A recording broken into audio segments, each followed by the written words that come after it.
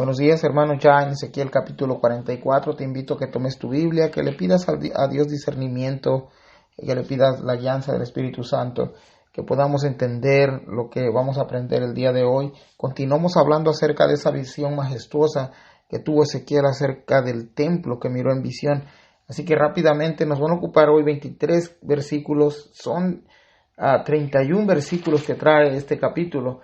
Así que vamos entrando ya, nada más te voy a comentar hasta el 23 y te lo voy a dejar ahí en casita, que lo termines, que nada más es algo superficial que vamos a estar mirando, no sé cuántos minutos, a veces no me tardo mucho porque sé que a veces no todos escuchan los 30 o 40 minutos que a veces me ocupa para subir este video o el contenido del video, pero no quiero quitarte más tu tiempo y entremos aquí nuevamente a este capítulo.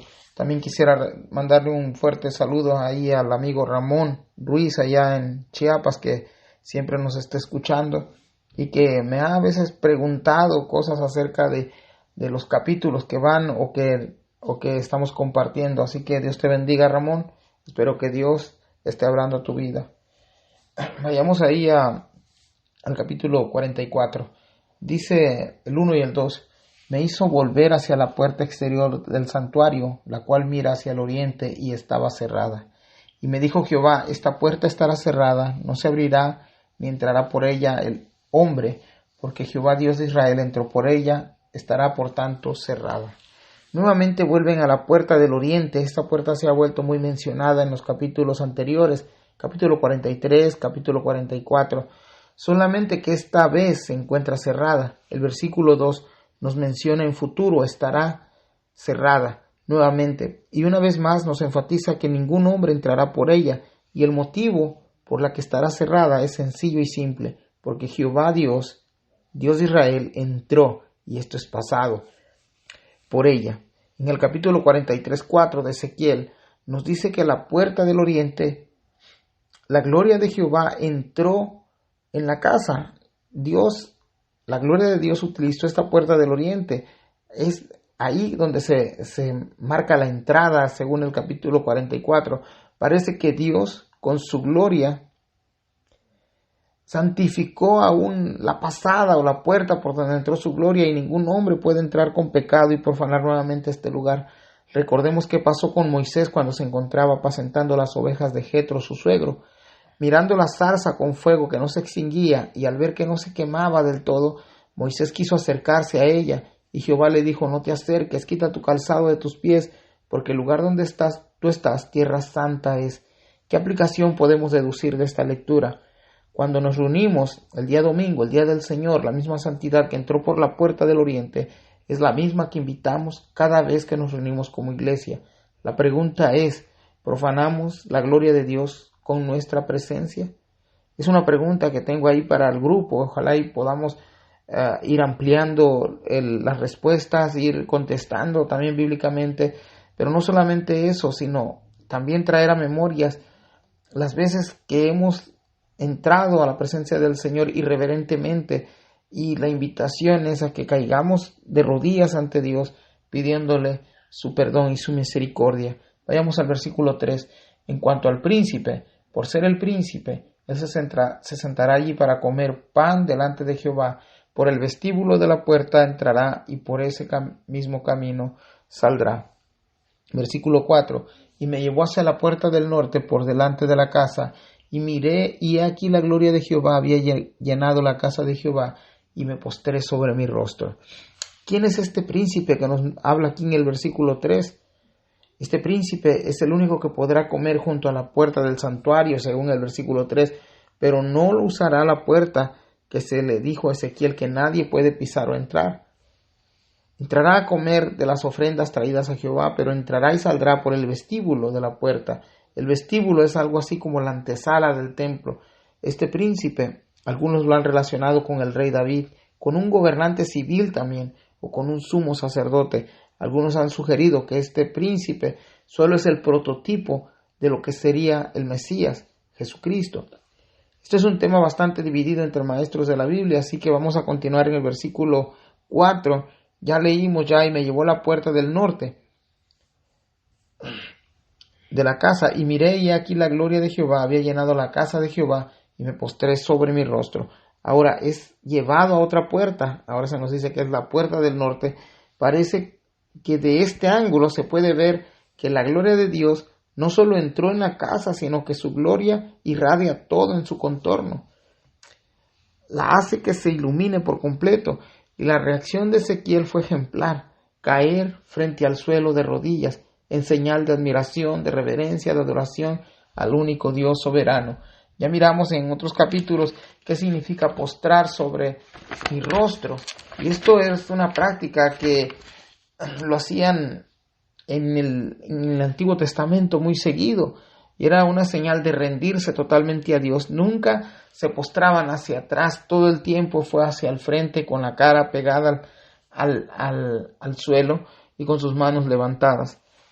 Versículo 5: y me dijo Jehová: hijo de hombre, pon atención y mira con tus ojos y oye con tus oídos todo lo que yo hablo contigo sobre todas las ordenanzas de la casa de Jehová y todas sus leyes, y pon atención a las entradas de la casa y a todas las salidas del santuario. La frase que me resaltó a mí es: y me dijo Jehová. Miremos que son 2 veces ya que se utiliza esta frase. En el verso 2 y en el verso 5 también se menciona esta frase: y me dijo Jehová. Hay un varón con aspecto de bronce, y hay una voz que habla con Ezequiel, y Ezequiel nos dice que es la voz de Jehová. Jehová le pide que ponga toda su atención. Por lo menos encontré 2 ordenanzas ahí en el capítulo 5. La primera es ordenanza de la casa de Jehová y todas sus leyes. Eso lo vemos ahí en el versículo 5. Poner toda su atención en la ordenanza de la casa de Jehová y de todas sus leyes. Y el segundo es poner toda su atención en entradas y salidas del santuario. Hermanos, esto no es un protocolo cualquiera. Esto es lo que la santidad de Dios demanda de cada uno de nosotros. La primera que leímos, la ordenanza de la casa de Jehová y todas sus leyes, son las instrucciones. Está todo lo que concierne al templo. Y en el versículo la segunda ordenanza que pude mirar ahí, poner todo bajo su atención en las entradas y salidas del santuario, es la responsabilidad. Y quisiera deducir esto con mirar quién entra y quién sale. Muy buenos principios para aplicarlos a la iglesia local, ¿no creen? Mirar quién sube, quién entra, quién dirige, quién nos dirige, quién nos está enseñando. Que sea conforme y concierne a la palabra de nuestro Señor. Veamos al versículo 6. Y dirás a los rebeldes, a la casa de Israel: así ha dicho Jehová el Señor: basta ya de todas vuestras abominaciones, oh casa de Israel. Vemos una repetición de Jehová para los rebeldes. Estos son del pueblo de Dios. Y una pregunta que traigo también para considerar aquí es: ¿existirán rebeldes en la casa de Dios? Pero, ¿por qué no definimos primero qué cosa es rebelde?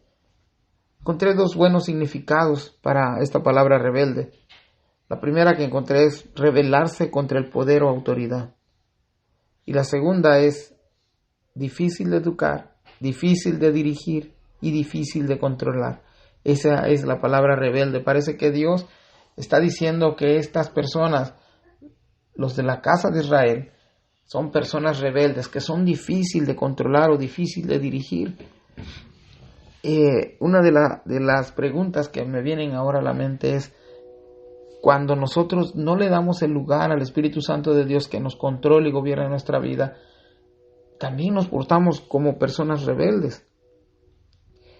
Pero aún en el versículo 2 encontramos una reprensión. Y esa reprensión en el versículo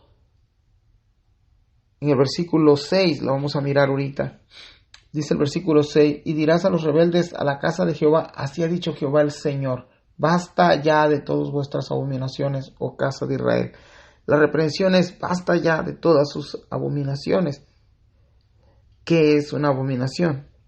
Bueno, es algo que causa condena y rechazo. Eso es una abominación. Estas personas habían, con sus hechos, con sus obras, estaban siendo rechazados por parte de Dios, porque la palabra abominación también es algo repugnante, que a Dios le causa asco. En primera de Pedro 4:3 se nos habla un poco más claro. Dice el apóstol Pedro: basta ya el tiempo pasado para haber hecho lo que agrada a los gentiles. Esta palabra gentiles lo podemos traducir ahí como inconversos o incrédulos. Y continúa el apóstol Pedro diciendo: andando en lascivias, concupiscencias, embriagueces, orgías, disipación y abominables idolatrías. Esta es la causa de la reprensión a la casa rebelde de Israel. La reprensión tiene mucho que ver también implícitamente al llamado a dejar el pecado. Si miramos el versículo 6, no solamente es una reprensión, sino que es una invitación también a reconocer y a volverse otra vez nuevamente a Dios. Y gracias a Dios por esa misericordia que Dios tiene, no solamente con los del pueblo de Israel del tiempo de Ezequiel, sino que hasta nuestros días Dios sigue teniendo esa misericordia que es abundante. Versículo 7. De traer extranjeros incircuncisos de corazón e incircuncisos de carne para estar en mi santuario y para contaminar mi casa, de ofrecer mi pan, la grosura y la sangre, y de invalidar mi pacto con todas vuestras abominaciones. Esta casa rebelde fueron acusados de traer extranjero. La pregunta que puedo hacer aquí: ¿es pecado traer extranjeros? Claro que no. La acusación no es por ser extranjeros, el problema es que son extranjeros incircuncisos, y esto equivale a incrédulos, que no temen a Dios, que no temían a Dios, incircuncisos de corazón, ajenos al pacto, que no quisieron creer a Dios en sus estatutos y sus leyes, que no miran a Jehová como el único Dios. Hermanos, esto es tremendo, porque en el versículo 7 nos dice ahí que los dejaban entrar en el santuario y ocupaban el templo para ofrendarle a sus ídolos también. Ezequiel 43:8 nos dice que junto al altar de Dios colocaron otro altar para sus dioses, al grado que Dios los consumió con su furor. Esto era causa del furor de Dios, porque Dios no puede compartir su lugar con nadie. Pero una pregunta que tengo aquí para que consideremos es: ¿cuántas veces hemos puesto nuestros altares a la par del altar de Dios? Honestamente creo que muchas veces, y a eso se le llama profanación. Lamentaciones 3:22 nos dice que por la misericordia de Jehová no hemos sido consumidos, por su infinito amor que nunca se acaba, que es inagotable, hermanos. Todo lo que hacemos, en realidad nos quedamos cortos para agradar a Dios. Nos dice la Biblia que nuestras obras son como trapos de inmundicia delante de Él. No le podemos traer nada bueno a Dios. Pero Dios sí ha traído algo para nosotros, a su Hijo Jesucristo, que fue entregado por el pecado, para que todo aquel que en Él crea no se pierda. Nos dice Juan también. Vayamos al versículo 8. Pues no habéis guardado lo establecido acerca de mis cosas santas, sino que habéis puesto extranjero como guardas de la ordenanza en mi santuario. Otra vez miramos ahí la palabra extranjero. Tremenda acusación y exhortación por parte de Jehová. Los de la casa de Israel, aquellos que deberían ocuparse en lo concerniente a la liturgia, ceremonias del templo, no lo hicieron. Contrataron extranjeros, paganos, incrédulos, incircuncisos. Este templo donde se cometieron estas prácticas abominables a Dios y a su casa no se tomó con la seriedad y la santidad que Dios demanda. Los extranjeros paganos incircuncisos llegaron a ejercer como sacerdotes del templo de Dios, trayendo toda la práctica que arrastraban de sus naciones. En el capítulo 8 de Ezequiel, verso 10, dice que cuando Ezequiel entró al templo, aquello fue una mezcla de idolatría. Leamos a Ezequiel 8, del 10 al 16, y sí lo voy a leer textualmente para que miremos cuál era el tipo de situación en la que estaba pasando la casa de Dios, los sacerdotes, los que deberían de estar ocupándose del templo del Señor. Dice versículo 10 al 16 de Ezequiel 8, por si quieres tomar nota. Entré pues y miré, y aquí toda forma de reptiles y bestias abominables, y todos los ídolos de la casa de Israel que estaban pintados en la pared por todo alrededor, y delante de ellos estaban 70 varones de los ancianos de la casa de Israel, y Jaazanías, hijo de Safán, en medio de ellos, cada uno con su incensario en su mano, y subía una nube espesa de incienso. Y me dijo: hijo de hombre, ¿Has visto las cosas que los ancianos de la casa de Israel hacen en tinieblas, cada uno en sus cámaras pintadas de imágenes? Porque dicen ellos, no nos ve Jehová, Jehová ha abandonado la tierra. Me dijo después, vuélvete aún, verás abominación mayor que hacen estos. Y me llevó a la entrada de la puerta de la casa de Jehová, que está al norte, y aquí mujeres que estaban allí sentadas, endechando a Tamuz. Hermanos, esto era tremendo. Estaban ellas invocando a un dios pagano, a un dios que no era el Dios verdadero. Versículo 15. Luego me dijo, ¿no ves, hijo de hombre? Vuélvete aún, verás abominaciones mayores que estas. El versículo 16, checa lo que dice. Y me llevó al atrio de adentro de la casa de Jehová, y he aquí junto a la entrada del templo de Jehová, entré la entrada y el altar como 25 varones, sus espaldas vueltas al templo de Jehová y sus rostros hacia el oriente, y adoraban al sol, postrándose hacia el oriente. Esta acusación es tremenda de parte de Dios, porque la pregunta que tengo aquí es ¿de dónde ellos sacaron que se tenía que adorar a dioses extraños? A dioses como formas de reptil, formas de aves, formas del sol. Bueno, pues estas personas extranjeras eran las que traían este tipo de prácticas, pero a ellos no les importó eso. Dejaron que estos extranjeros hicieran en el templo de Dios, administraran ahí en el templo de Dios, haciendo una mezcla de todas estas prácticas de adoración. Entre ellas estaba también el altar de Dios, y el Señor se airó de tal manera que tuvo que traer juicio a este lugar, al templo, con los sacerdotes, con sus líderes, con las personas que hacían esto.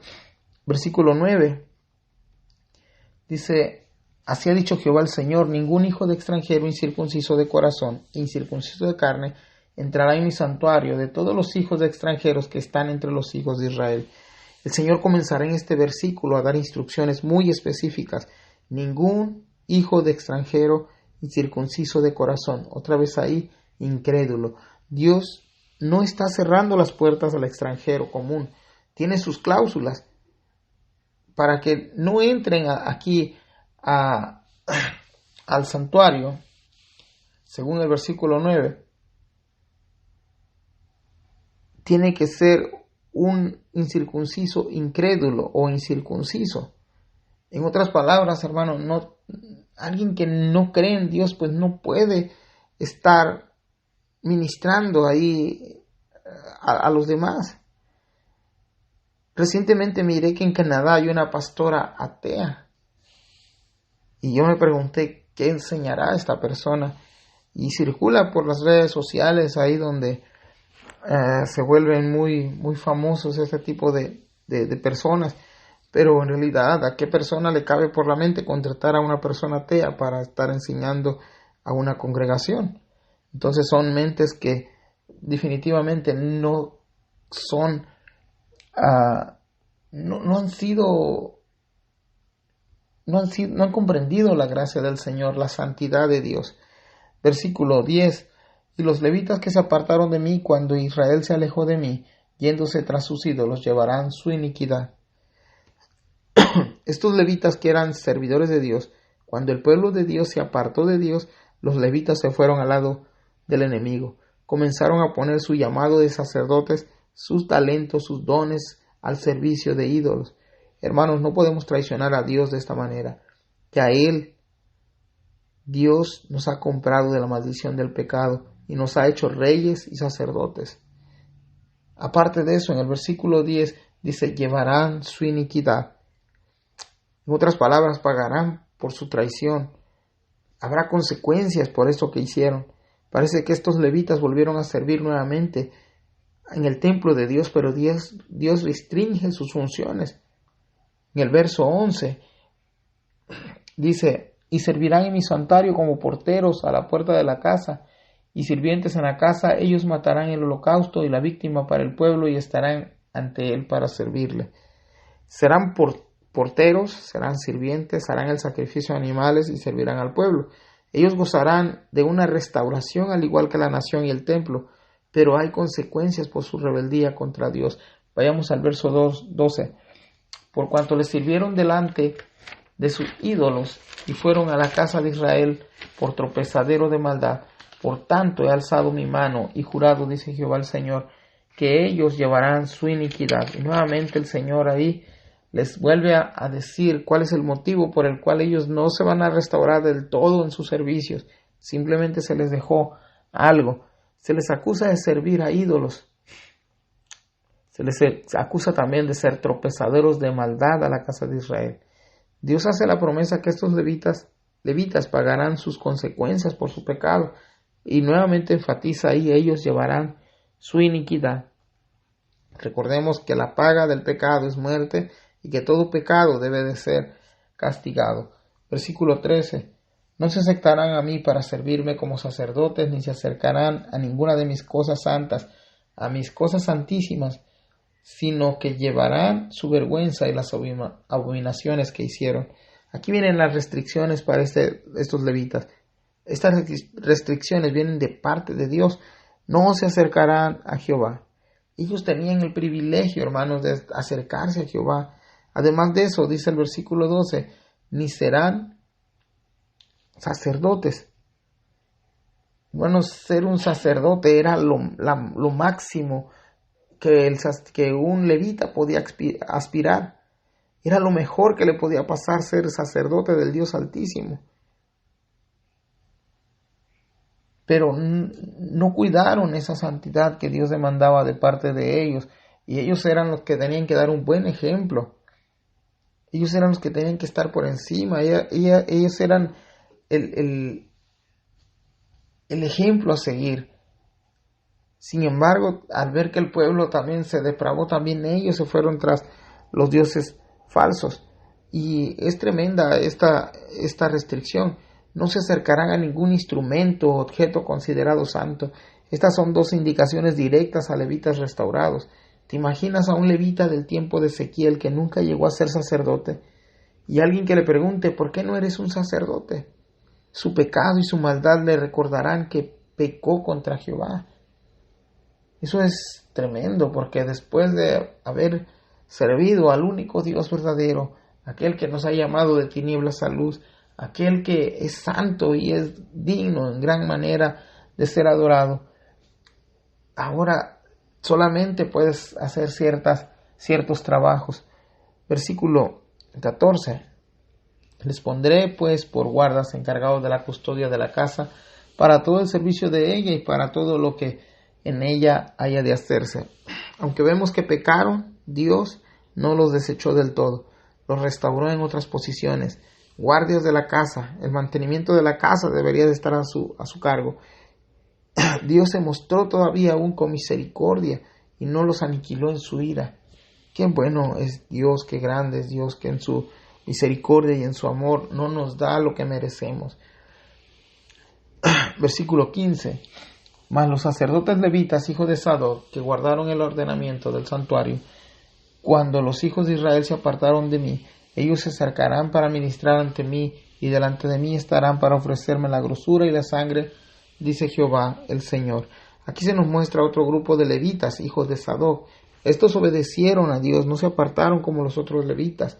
Estos llevaron al máximo honor de acercarse a Dios para ministrar ante Jehová, en presencia del Dios Altísimo. Estos presentarán las ofrendas, los holocaustos, los mejores sacrificios a Jehová.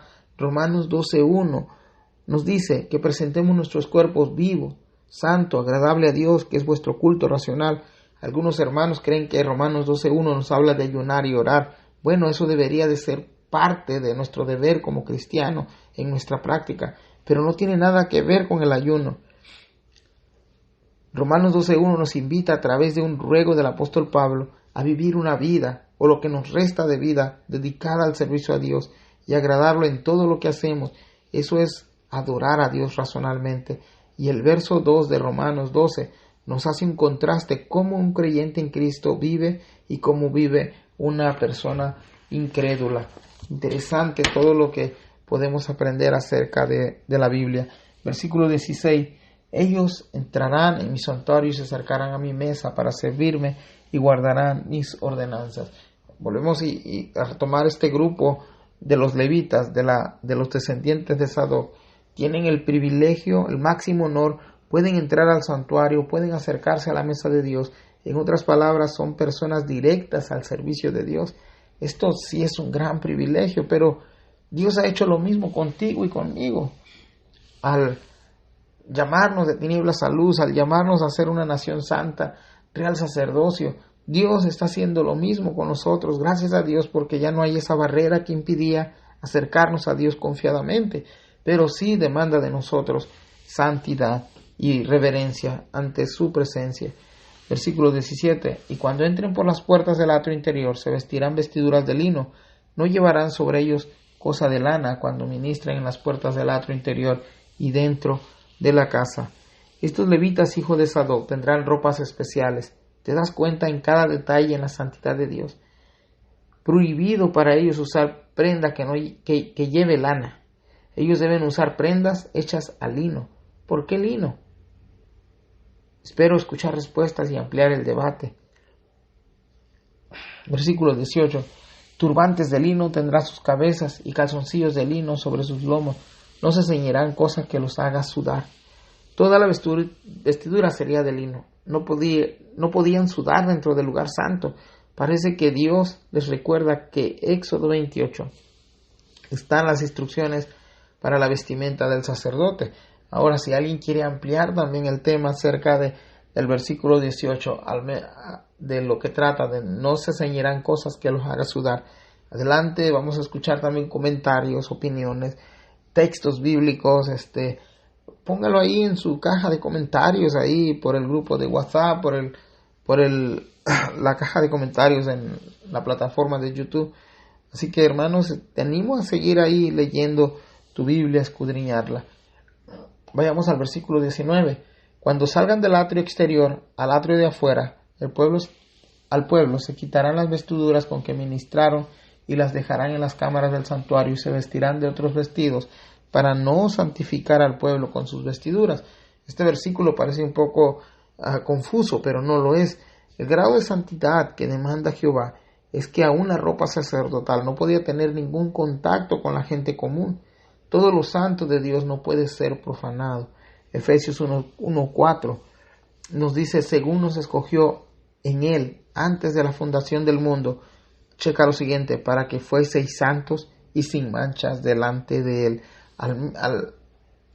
Así como el uniforme sacerdotal del tiempo de Ezequiel tenía que permanecer puro, intacto, sin mancha, lo mismo se nos pide para nosotros, que nuestras vestiduras estén sin manchas delante de Dios.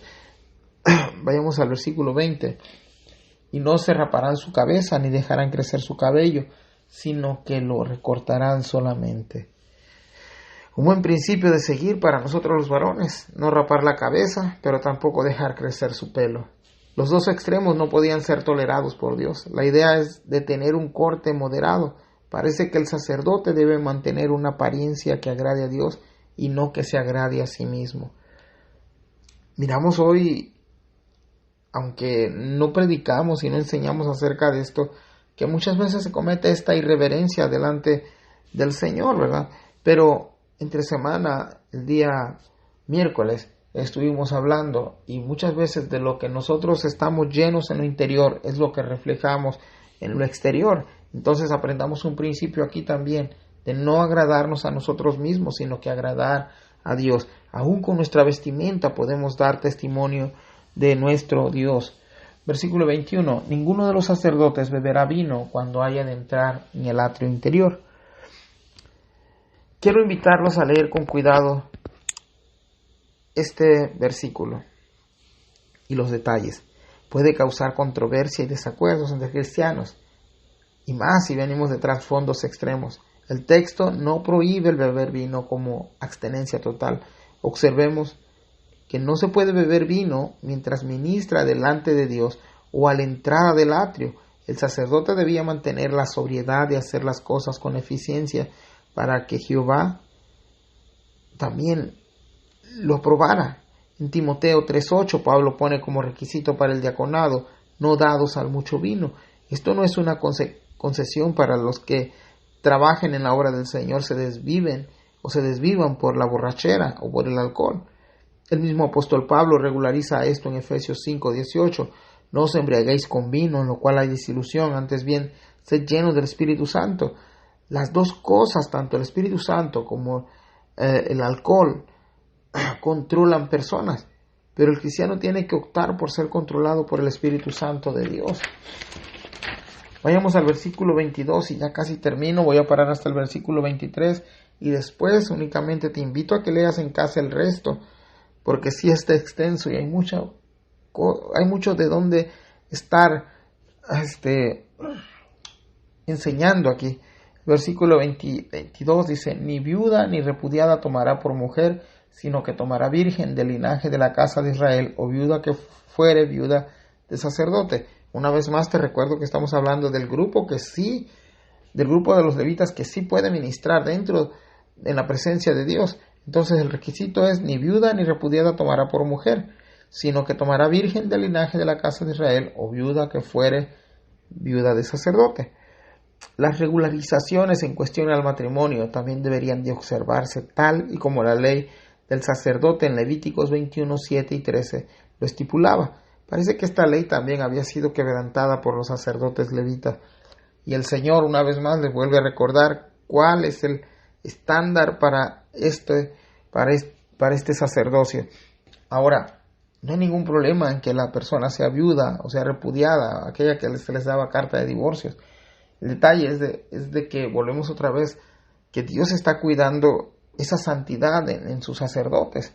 También la Biblia nos dice más adelante que no nos podemos unir en yugo desigual también, porque a la larga también nos va a traer consecuencias.